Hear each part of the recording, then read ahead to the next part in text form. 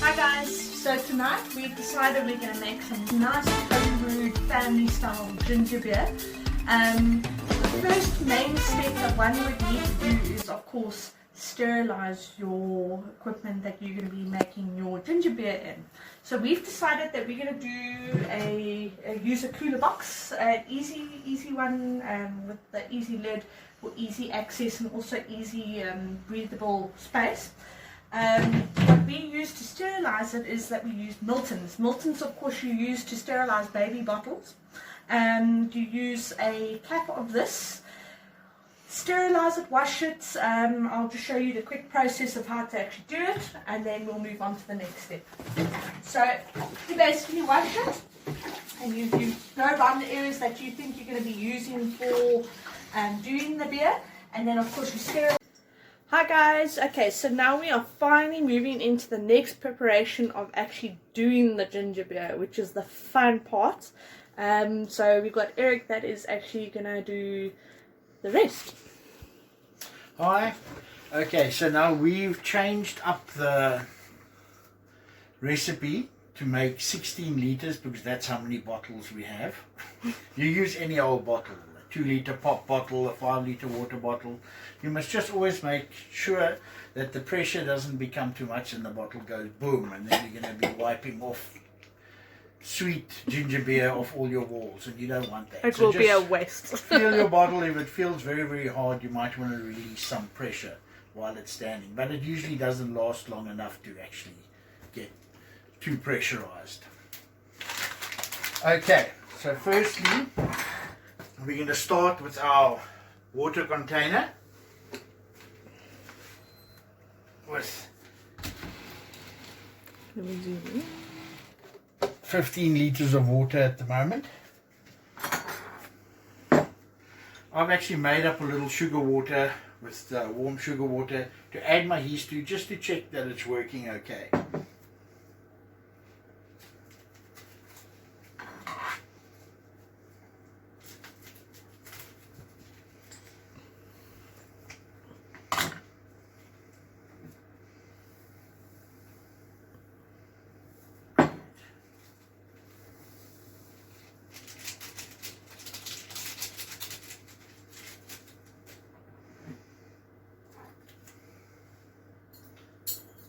Give that a quick stir.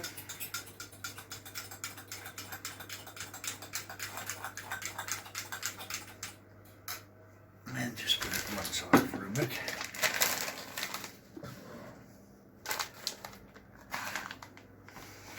Now,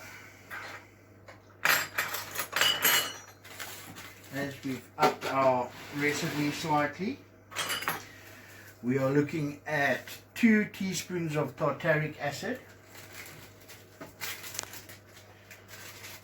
This is 12 grams. That should be about 2 teaspoons. Let's check. That's a teaspoon.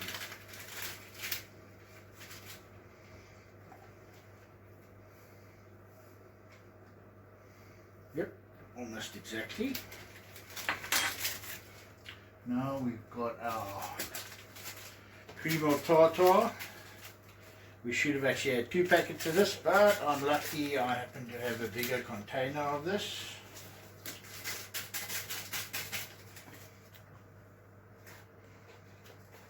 There we go.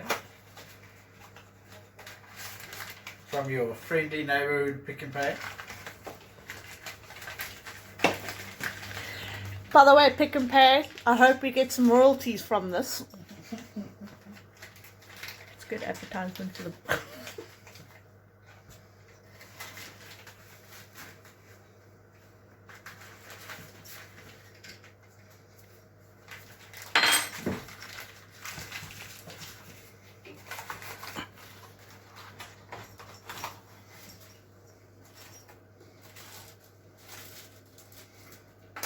Okay, now we're looking at 4 tablespoons of ground ginger.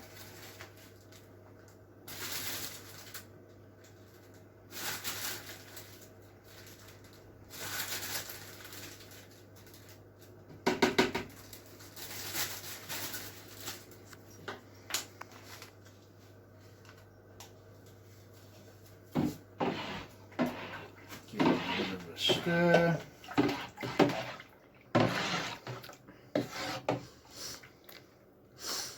Guys, the smell is awesome. We're going to put in our sugar.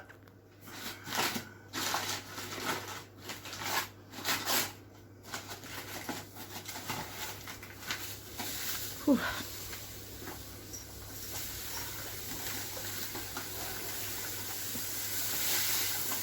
That's a lot of sugar.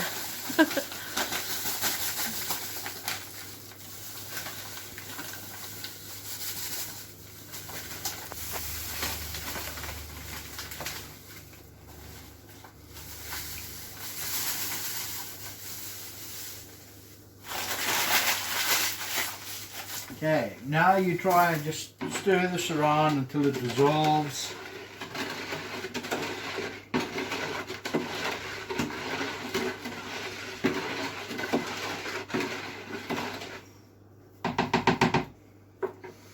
I like to add just a little bit of warm water to just up the temperature a bit so that it's not That too it's cold. and dissolves quite well as well. That dissolves, that's just a little bit cooler. Here we're adding our yeast.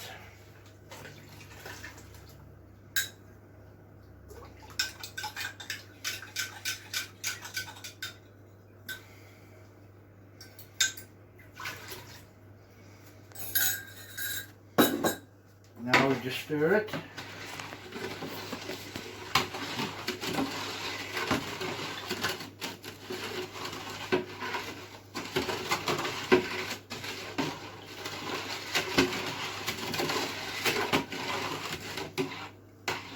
It's a square container, so it doesn't stir all that well, but we'll get there.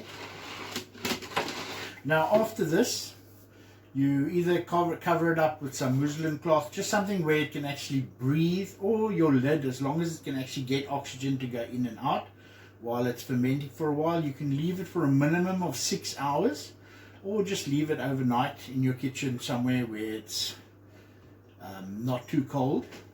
And then after that you can bottle it the next morning or after 6 hours, and we'll get to that later. Can I finish? Hi guys, so we are on part 3 of our lockdown ginger beer. We are now going to be doing our last stage, which is the bottling stage, and then we'll start enjoying within a week or so. So here is Eric going to explain our third part. Okay, it's not quite the last stage. The last stage is drinking the ginger beer. But okay, so the first thing we need to do at the moment is strain our ginger beer just to get most of the yeast and ginger and all the other stuff you put in out of it. I just use a normal cake flour strainer, put a bit of mutton cloth or muslin cloth, something in that line over it just to catch a bit more. Put it over a container and we pour it through.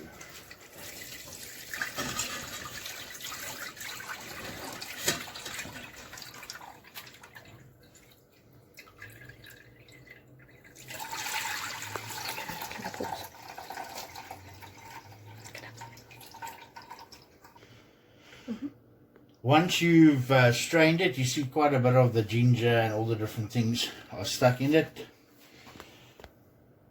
Then we start our bottling process. We are using some fancy bottles here. You don't fill the bottle right to the top because liquids do not compress well, so it will build up a lot more pressure. You always leave, I'd fill this up to about there to leave the whole neck to be able to compress better so that you don't have problems later. With a pop bottle, I'd fill it till about there just to give that space to build up pressure and not pop the lid off. The next thing, you take a couple of raisins, put 1 or 2 in each bottle. all that is going to do, the raisins are going to be staying at the bottom. Once they absorb all the liquids and start fermenting a bit themselves, they'll float to the top, and then you'll know your ginger beer is ready to drink. Now, that'll take a couple of days, maximum a week. If you want to drink it, the moment they start floating to the top, this is ready to drink. Then it's a cool drink. Fine for the kids. You stick it in the fridge to stop the fermentation process. The last bit of yeast and everything in the mix will sink to the bottom, so that when you pour it out, you don't get that.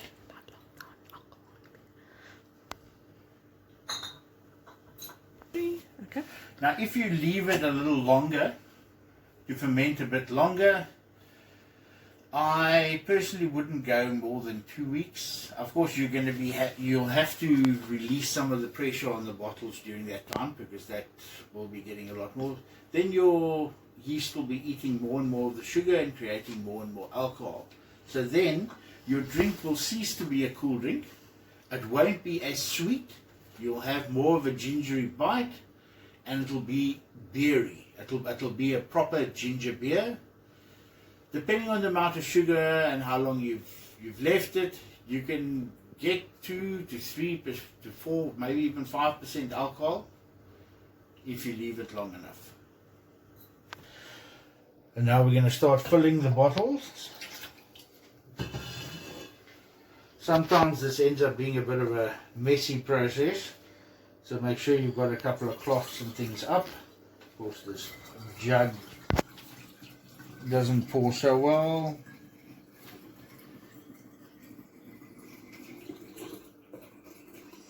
See, leaving my neck free.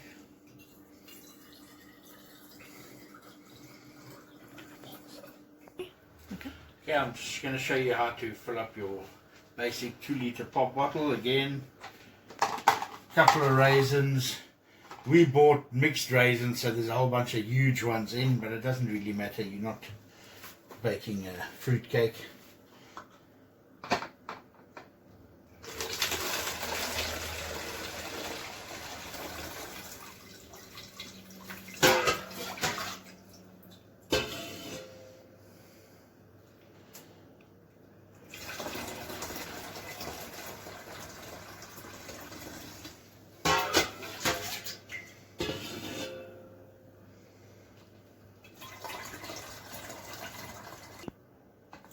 Okay, so we fill it up till round about there, maybe a tad more, that's fine. You put the top on, and you put it somewhere in a cool place in your kitchen or in your pantry. What you do, feel this is very floppy at the moment.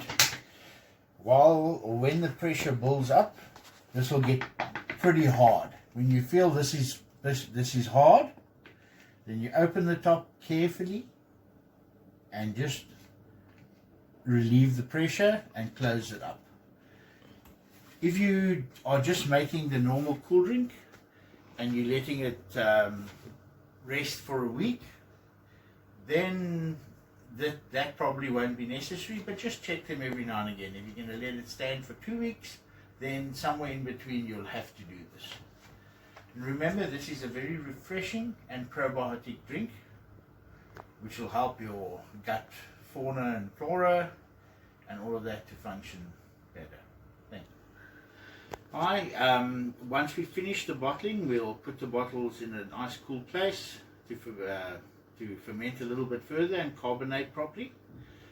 We'll see you again in a week just to test the cool drink, and then probably a week later.